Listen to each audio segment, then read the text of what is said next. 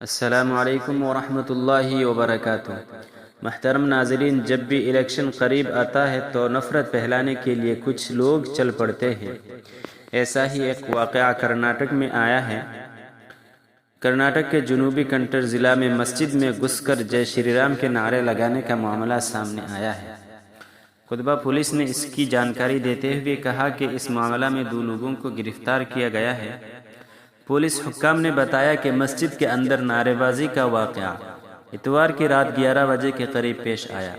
رات کے وقت 2 نامعلوم افراد موٹر سائیکل پر آئے اور مردالہ بدریہ جامع مسجد کے احاطہ میں گھس گئے۔ پولیس حکام کا کہنا ہے کہ انہیں مسجد کے سربراہ سے شکایت موصول ہوئی کہ مسجد کے اندر جے شری رام کے نعرے لگائے گئے ہیں۔ اس کے بعد پولیس نے CCTV فوٹیج کا تجزیہ کیا اور 2 افراد کو گرفتار کر لیا۔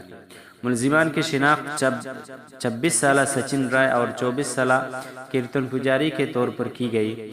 دونوں ملزمان خطبہ تعلقہ کے کیاکمبا گاؤں کے رہنے والے ہیں۔ فی الحال پولیس اس معاملہ کی جانچ میں مصروف ہے۔ محترم ناظرین، اس طرح کے واقعات بہت سارے پیش آتے ہیں۔